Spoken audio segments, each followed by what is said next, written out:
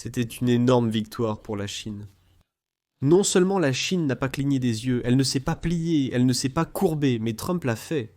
Parce que la Chine a prouvé au monde qu'elle est la nouvelle superpuissance économique. Que les États-Unis ont dû s'incliner parce qu'hier, il n'y avait aucun navire en provenance de la Chine dans les ports de Los Angeles. Vous avez vu des petites et moyennes entreprises aux États-Unis commencer à licencier des travailleurs. Vous avez commencé à voir même les républicains se plaindre des étagères vides et de l'inflation élevée et des prix qui allaient à frapper les étagères de Walmart et les sites web comme Amazon dans les semaines à venir. Alors Trump a reculé. Et vous savez quoi? La Chine n'a fait aucune concession. Zéro. Complètement. Aucune. Eh bien, tout le monde, très honoré d'accueillir à nouveau dans le studio Cyrus Janssen. Sean est un Américain qui vit en Chine depuis, je pense, plus d'années qu'il n'en a vécu aux États-Unis. Un formidable homme d'affaires, auteur à 4 reprises. Cyrus Janssen, bienvenue à l'émission. Ravi d'être là, Cyrus Johnson. Ce week-end est crucial.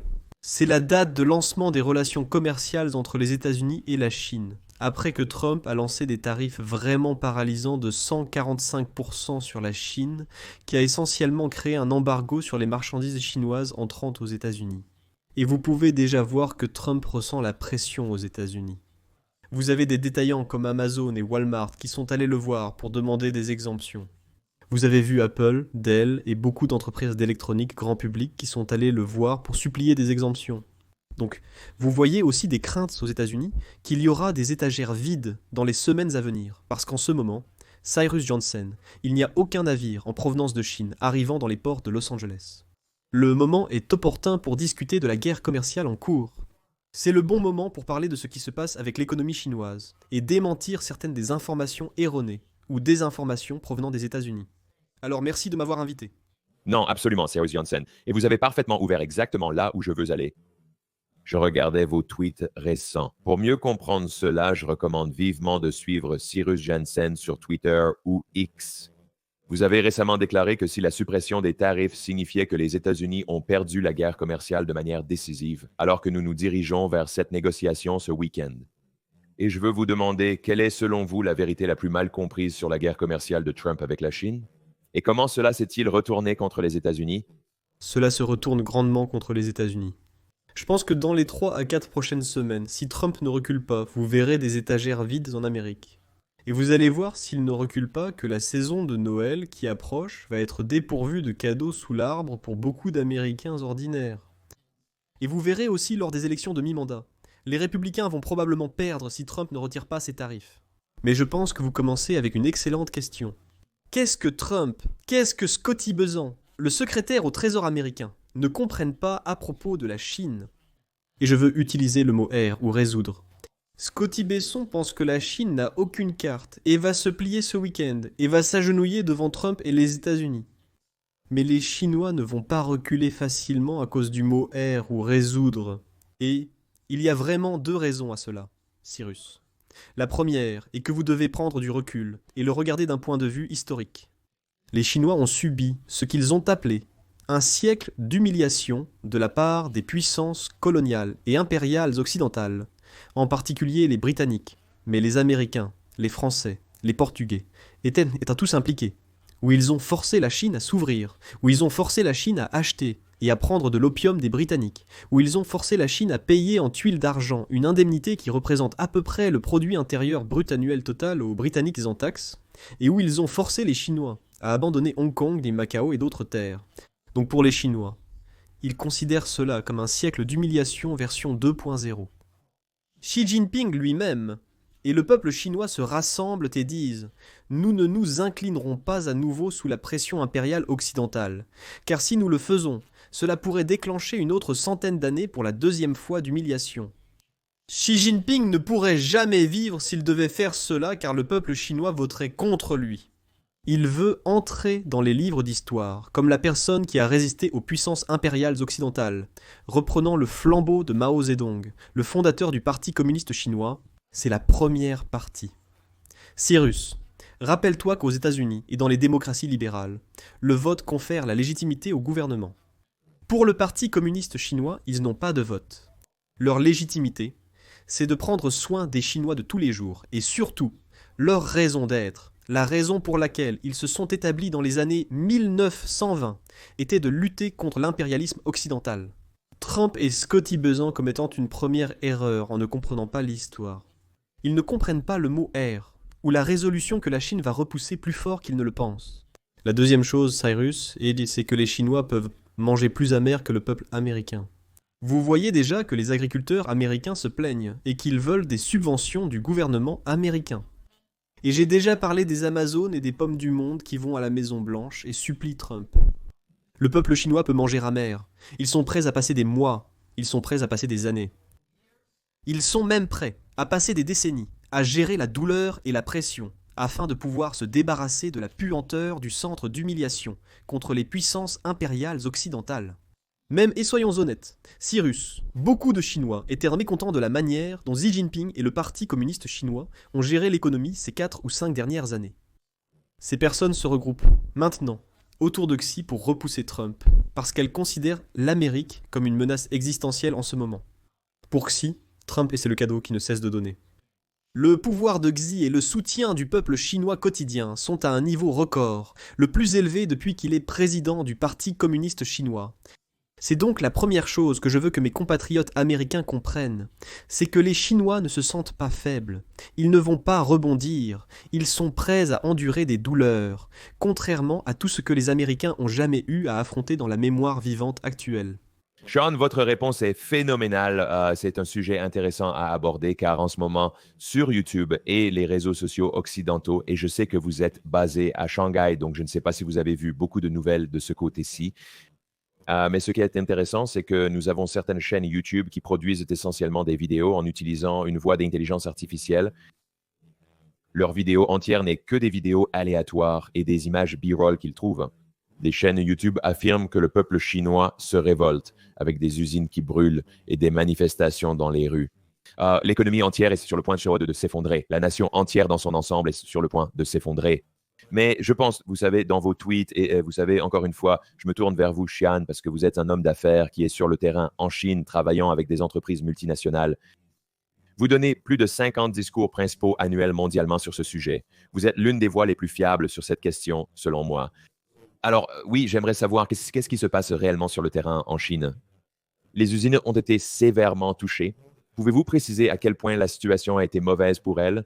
La production commence-t-elle à se rétablir? Ont-ils délocalisé beaucoup de production vers d'autres pays? Comment la Chine gère-t-elle de ce point de vue comme une usine et des travailleurs et des choses comme ça? Soyons honnêtes, Cyrus. La guerre commerciale nuit à l'Amérique, mais aussi à la Chine, n'est-ce pas? Les usines qui exportent vers les États-Unis sont définitivement écrasées en ce moment. Dans l'ensemble, les exportations de la Chine vers les États-Unis représentent 14% des exportations totales. Maintenant, cela a baissé de 18% en 2017, lorsque les guerres commerciales ont commencé. Mais 14%, c'est encore beaucoup. Il y a donc aussi, vous savez, ce que vous voyez, ce sont des usines qui génèrent environ 50 000 à 100 000 dollars américains de revenus, de petites dans la province du sud du Guangdong, vraiment autour d'une ville appelée Panyu. Ils sont très durement touchés. Beaucoup de petites usines ferment. Beaucoup de ces petites usines licencient des travailleurs. Il y a donc certainement de la souffrance. On estime qu'environ 15 millions de Chinois travaillent dans des usines qui traiteront des exportations vers les États-Unis. Il y a de la douleur à court terme, mais à moyen et long terme, la Chine a l'avantage. Pourquoi ? Les usines de taille moyenne et grande sont en train de pivoter. Au lieu de se concentrer sur les États-Unis, ils essaient d'exporter vers d'autres pays. Les chiffres d'avril montrent que les exportations chinoises ont augmenté de 8,1% en avril. Ils ont augmenté d'environ 20%, 25% pour l'Afrique et juste en dessous de cela pour l'Association des nations de l'Asie du Sud-Est. Donc, ce qui se passe, c'est que même si les petites usines sont écrasées, les usines moyennes et grandes sont en train de pivoter et elles vendent au Sud global, ou ce que j'aime appeler la majorité globale. Donc, l'Association des nations de l'Asie du Sud-Est représente actuellement 16% des exportations totales de la Chine. Donc, ils représentent un marché plus grand que les États-Unis. Il y a quelques semaines, Xi Jinping a visité l'Association des nations de l'Asie du Sud-Est, en Malaisie. Il a été accueilli à l'aéroport par le Premier ministre du pays. Lors de ses visites au Cambodge et au Vietnam, il a été accueilli respectivement par le roi du Cambodge et le président du Vietnam. Donc, Le point est, Cyrus, que les fabricants chinois trouveront de nouveaux modèles commerciaux. Ils vendent à l'Association des Nations de l'Asie du Sud-Est, ils vendent à l'Afrique, ils vendent à l'Europe. Il y aura de la douleur. Ne vous méprenez pas. Mais il y aura beaucoup plus de douleur pour les États-Unis si Trump et Scotty Besson ne cèdent pas. Car la Chine est capable de compenser les faiblesses des exportations en se tournant vers d'autres pays. Maintenant, voici la prochaine chose. Si Trump était intelligent, il aurait ciblé spécifiquement la Chine et aurait construit une coalition. Il aurait travaillé avec les Canadiens. Il aurait collaboré avec les Européens pour tenter de coincer et contenir la Chine. En raison de la journée de la libération et de ses attaques, comme dire que le Canada devrait être le 51e État et que les pays de l'OTAN doivent y payer plus, il a privé de leurs droits les alliés américains. Et donc tous ces pays commencent à se rapprocher de l'orbite économique de la Chine. Il y a quelques semaines, j'étais en Belgique pour donner un discours principal.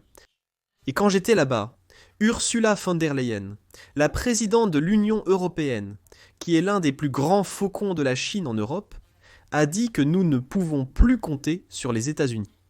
Nous devons établir de nouveaux modèles commerciaux avec la Chine. Et qu'est-ce qui s'est passé la semaine dernière ? La Chine et l'Europe ont supprimé toutes les sanctions sur les think tanks et les membres du gouvernement afin qu'ils puissent revenir et avoir à nouveau un bon commerce économique. Et il y a des rumeurs que l'Europe va supprimer tous les tarifs sur les véhicules électriques neufs chinois importés en Europe.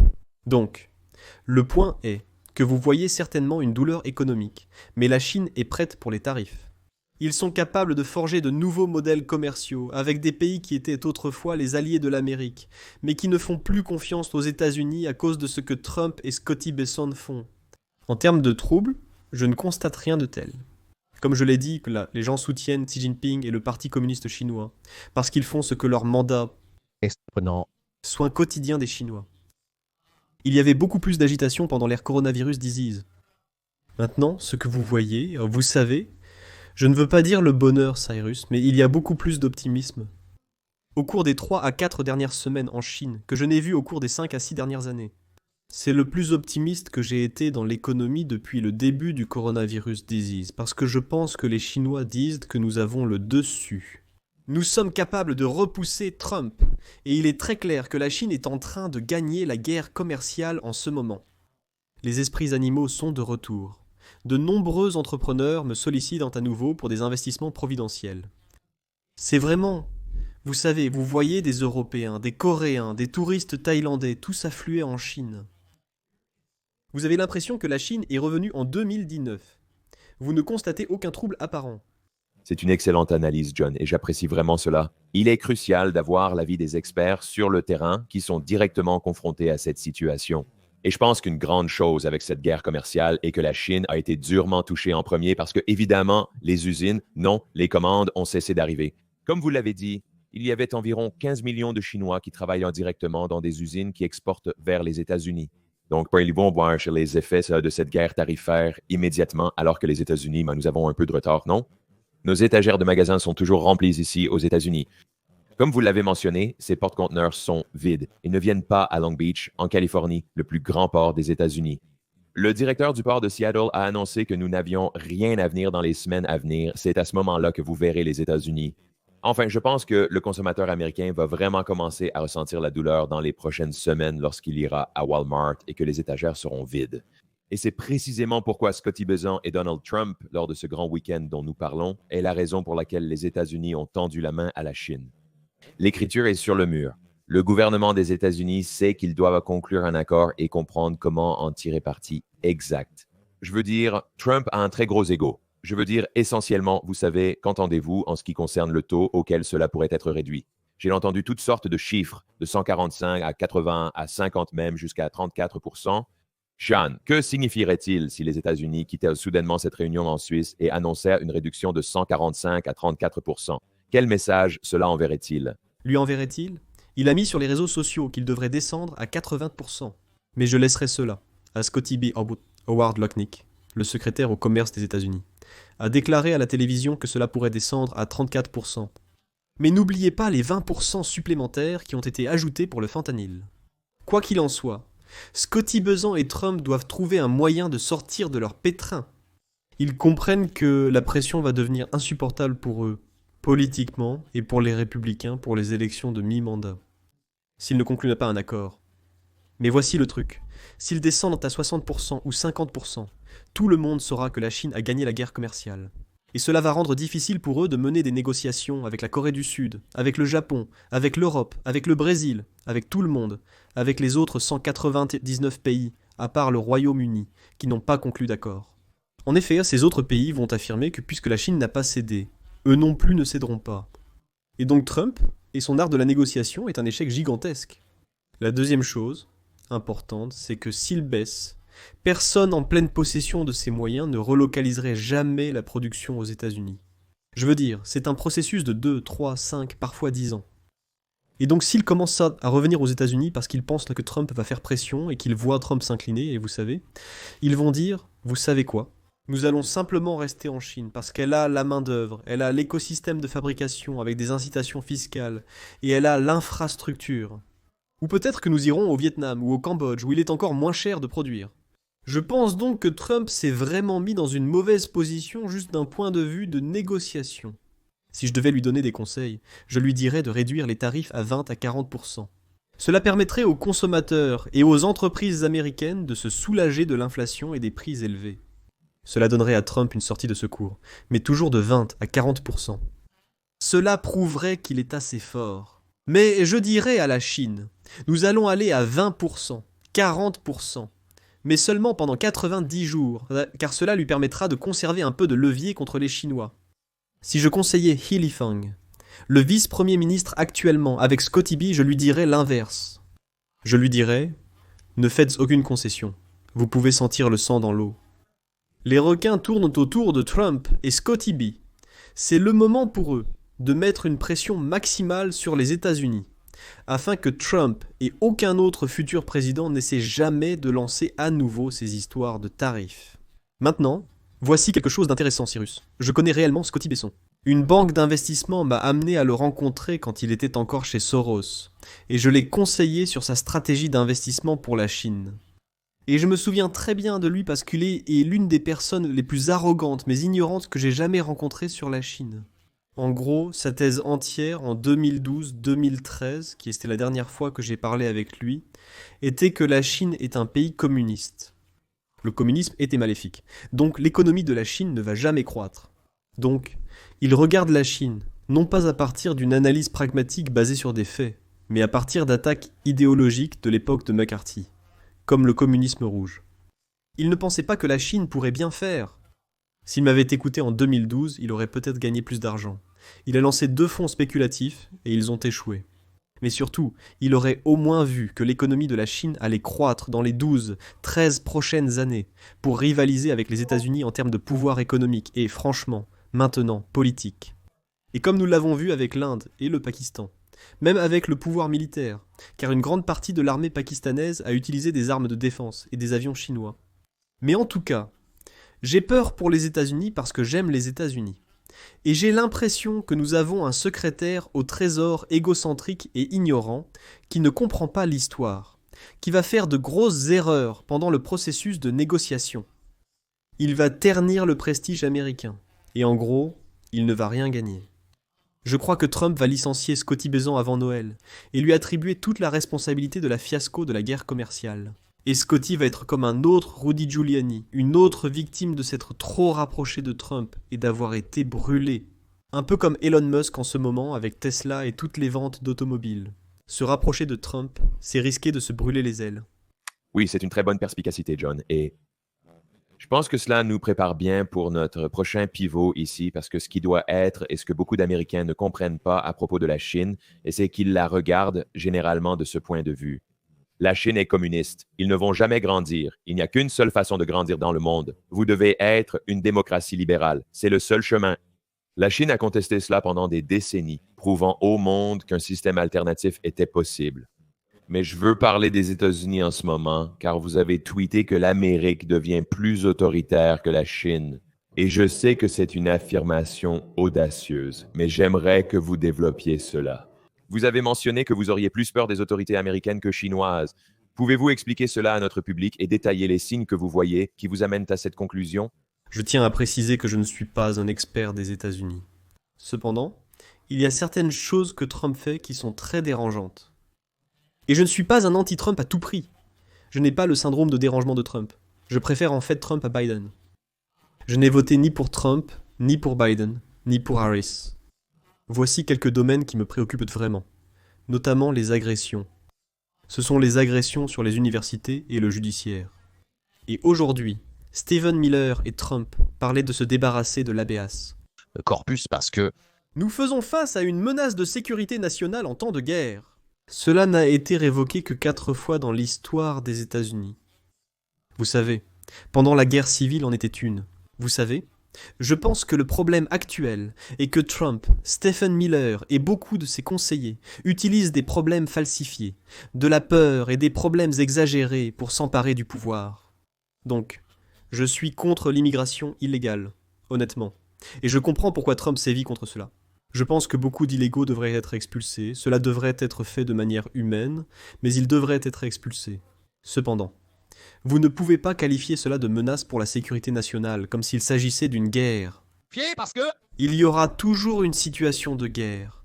Il y aura toujours une sorte de problème national, que ce soit un incendie de forêt, que ce soit des illégaux, que ce soit une tension avec un autre pays. Je pense donc que le problème est Trump en ce moment, et ses conseillers, qui tentent de démanteler la Constitution, de démanteler le système politique qui a rendu l'Amérique si grande pour lui permettre de saisir plus de pouvoir. Suggérer, même en plaisantant, de se débarrasser de l'habeas corpus ou de laisser Trump briguer un 3e mandat est très déstabilisant pour un Américain. maintenant je Aime la Chine. J'ai passé 28 des 48 années de ma vie ici. Mais je suis un grand croyant que vous devez avoir des transitions de leadership régulières. Je suis un grand croyant que vous devez avoir des contrôles et des équilibres au sein du gouvernement, ainsi que des contrôles et des équilibres avec le... Média. Chine. S'en est bien sorti sur ce point. Ce n'est pas parfait, vous savez, pour des raisons évidentes, mais je vois qu'il s'améliore année après année. D'un autre côté, Cyrus, je vois que les États-Unis sous Trump régressent et qu'ils s'emparent de plus de pouvoir, se débarrassant de ces transitions, se débarrassant de ces contrôles et équilibres. Et sainte vache, quand vous regardez une réunion de cabinet, vous avez l'impression de regarder une réunion de cabinet nord-coréenne avec Pam Bondi, avec Marco Rubio, embrassant le cul de Trump. C'est absurde, comme si de rien n'était. Que j'ai jamais vu auparavant. Je serais embarrassé si j'étais l'un de ces membres du cabinet disant à quel point Trump est bon comme s'il était un dieu vivant. C'est vraiment embarrassant en tant qu'Américain. Mais je pense, vous savez, l'Amérique, avant Trump, il y avait beaucoup de présidents républicains et démocrates que je ne soutenais pas. Je n'aimais pas leur politique. Mais en fin de compte, ils ont toujours respecté l'institution de la présidence. Les gens avaient de la dignité sous les régimes précédents, contrairement à aujourd'hui. Et je suis très inquiet que non seulement, vous savez, le monde entier va regarder l'Amérique de haut, pendant des générations à cause de cela. Comme l'a dit Warren Buffett, il faut une vie pour se construire une réputation, mais quelques secondes pour la perdre. C'est ce qui arrive actuellement avec les États-Unis. Effectivement, Sean, en Amérique du Nord, de nombreux Canadiens boycottent actuellement les États-Unis, comme vous le savez probablement. Le tourisme canadien a fortement chuté. Ironiquement, le tourisme des Canadiens se rendant au Mexique a littéralement explosé. Ce n'est pas bon pour Miami, mais génial pour Cancun. Nous constatons ce changement dans l'évolution des Canadiens. Presque toute l'Europe a dit « Nous ne passerons pas nos vacances d'été aux États-Unis ». Une fois de plus, cela illustrera comment les États-Unis seront impactés avec un certain délai. Mais alors que nous arrivons à cette saison estivale, qui est la saison touristique de pointe aux États-Unis, nous n'aurons pas les Canadiens, nous n'aurons pas les Mexicains, nous n'aurons pas les Européens qui vont venir et soutenir notre industrie touristique aux États-Unis. Et beaucoup de cela a à voir avec, vous savez, comme vous l'avez dit, Donald Trump, le jour de la libération, il n'a pas ciblé la Chine. Il a ciblé le monde entier. Vous savez, il est vraiment allé très agressivement, terrifiant chaque pays. Vous savez, ce conflit avec le Canada est vraiment difficile à comprendre pour certains de nos alliés les plus proches, surtout que vous et moi avons tous les deux passé du temps là-bas.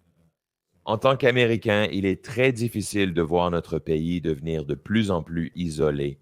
Vous savez, c'est très ironique que Trump ait fait campagne sur un programme America First, mais il est maintenant rapidement en train de se transformer en une Amérique isolée ou une Amérique seule. C'est ce que la réalité de cette campagne produit actuellement. Mais c'est bon pour la Chine. Vous savez, la Chine a supprimé les visas pour la plupart des pays d'Europe. Et je pense qu'au total, environ 32 pays. Donc pendant 5 ans, j'ai à peine entendu ou vu des Européens à Shanghai ou dans le reste de la Chine. Maintenant, ils sont en surnombre, vous savez, et aussi à cause du mot D, ou déflation. Vous savez, c'est quelque chose que la Chine affronte honnêtement en ce moment. Les prix des hôtels sont incroyablement bon marché.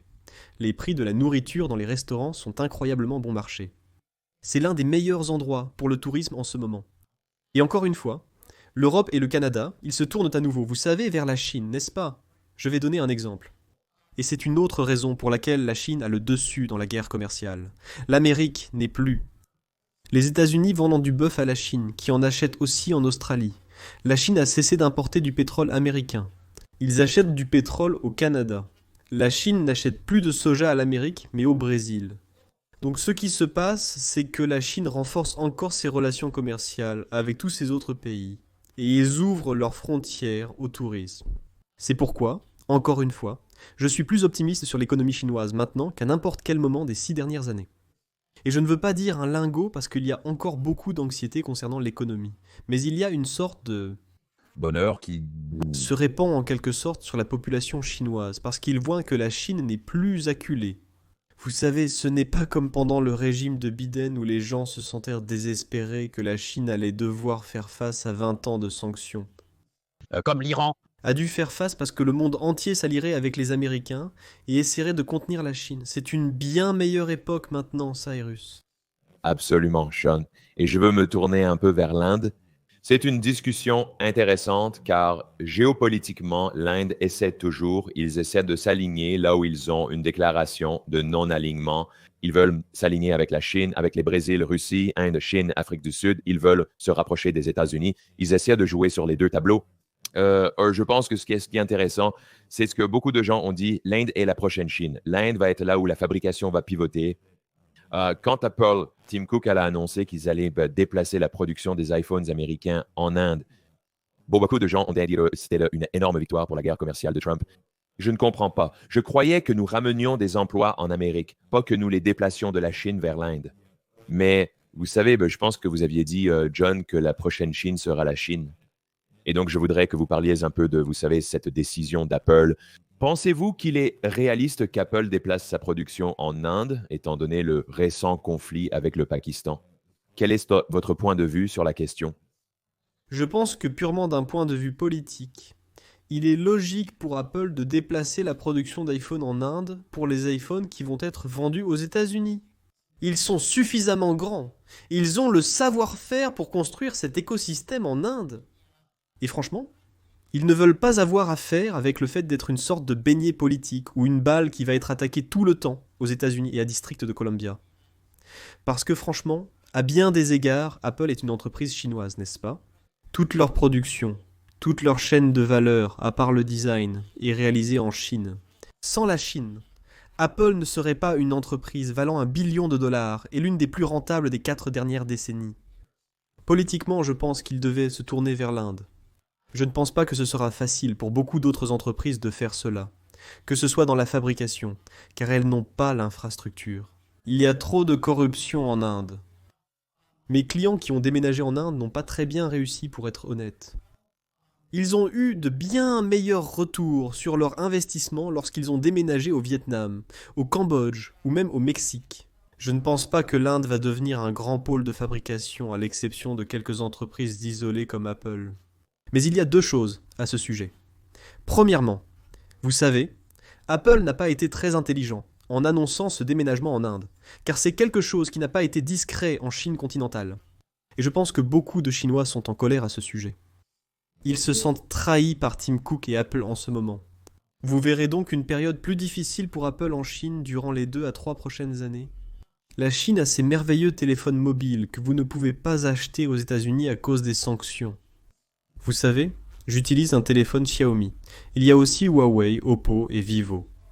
Tous ces téléphones sont 30, 40% moins chers qu'Apple et tout aussi bons, sinon meilleurs. Cela donne donc une excuse aux consommateurs chinois pour ne pas forcément boycotter Apple, mais plutôt se dire « Vous savez quoi ? Apple ne soutient pas la Chine en cette période difficile. Achetons chinois. Je pense que ce sera une erreur pour l'Inde. » Maintenant, la deuxième partie est que vous voyez cette tension indo-pakistanaise. Vous savez, Et cette guerre qui se déroule actuellement, malheureusement, les entreprises veulent avoir un environnement politique stable et pragmatique pour investir. Et l'Inde n'a tout simplement pas cela en ce moment. S'il lance des missiles sur le Pakistan, ce n'est tout simplement pas quelque chose qui va donner aux dirigeants de la C-suite la confiance pour faire un investissement de 5 dollars, 10 milliards en Inde. Ils recherchent un lieu sûr et stable, et c'est la Chine, n'est-ce pas ? La Chine n'a pas tiré une arme hors de ses frontières depuis 40 ans. Quelques points à ce sujet.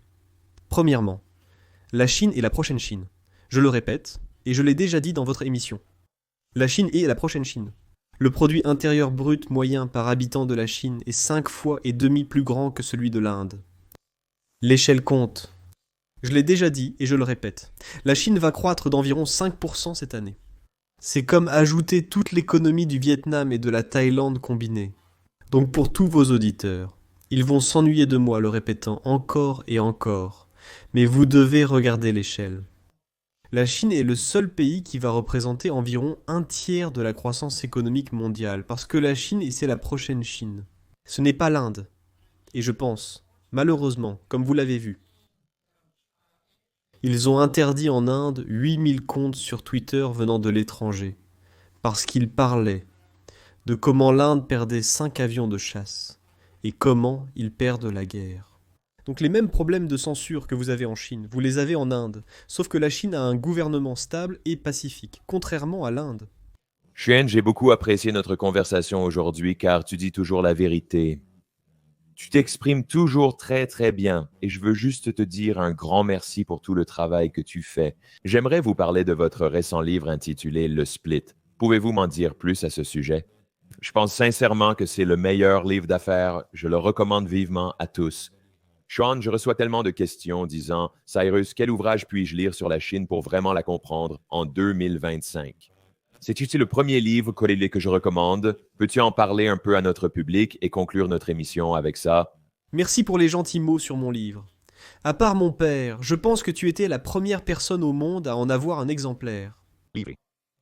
En gros, C'est un guide pour aider les entreprises et les pays à comprendre comment gérer la scission géopolitique entre les États-Unis et la Chine. Comment profiter de la Chine? Même si la Chine instaure la prochaine Chine, ce n'est pas l'endroit où toutes les entreprises doivent investir. Par exemple, si vous êtes une entreprise technologique américaine comme NVIDIA ou Intel, vous ne voulez probablement pas investir en Chine en ce moment, car les Chinois, même s'ils veulent acheter des produits NVIDIA, ne font pas confiance qu'ils peuvent l'acheter. Et dans 2 à 3 ans, nous pourrons toujours l'utiliser parce qu'ils sont inquiets à propos de... Sanctions, donc. Ce qui se passe, c'est l'innovation indigène. Et c'est la partie excitante. La Chine a investi plus de 100 milliards de dollars dans le secteur des semi-conducteurs. Les investisseurs devraient donc s'intéresser à des entreprises telles que Salaire Minimum de Croissance et Yangtze Memory. Ces entreprises chinoises progressent vraiment dans ce que Xi Jinping appelle les nouvelles forces productives. Il s'agit donc des semi-conducteurs et des net asset value de sociétés telles que Xiaomi ou Xpeng. C'est dans les batteries, comme celles de CATL ou CATL ou BYD. C'est donc vraiment un moment très excitant pour envisager d'investir dans le secteur technologique. Donc, mon livre est destiné aux entreprises et aux investisseurs, pour comprendre où il y a encore des opportunités et où il n'y en a pas. Et enfin, il y a beaucoup de chapitres qui examinent le consommateur. Il y a actuellement environ 400 millions de Chinois de classe moyenne. J'estime que ce nombre va gonfler à 800 millions au cours des 5 à 10 prochaines années, alors que le gouvernement rend l'éducation et les soins de santé plus accessibles pour les Chinois plus pauvres, alors que les salaires continuent de croître. Malgré la baisse de l'investissement direct étranger, n'oubliez pas que la Chine reste une économie principalement orientée vers le marché intérieur, pas vers l'exportation. orienté plus. Donc, vous constatez toujours la création d'emplois et l'augmentation des salaires. Donc, le livre aide les gens à comprendre comment cibler les jeunes Chinois, comment cibler les femmes chinoises. Comment ciblez-vous la génération aux cheveux argentés? Et comment ciblez-vous la classe moyenne en pleine expansion dans les villes de 3e, 4e, 5e rang? La semaine prochaine, je vais passer la semaine en Mongolie intérieure, dans une petite ville, parce que c'est vraiment chaud. C'est en plein essor, et je suis le conférencier principal d'une conférence là-bas. Fantastique. Sean, merci beaucoup pour vos idées aujourd'hui. J'ai hâte de diffuser cet épisode et je veux vous remercier. Espérons que nos chemins se croiseront et que nous pourrons nous revoir, que ce soit à Shanghai ou aux États-Unis. Mais merci pour tout le travail que vous faites. Et pour tous ceux qui écoutent, je veux donner le lien de Sean sur LinkedIn, sur X, et aussi un lien vers Amazon où vous pouvez également acheter ce livre. Lecture fantastique, la meilleure sur la Chine en 2025. Merci à tous d'avoir écouté. Nous avons hâte de vous retrouver dans notre prochain épisode.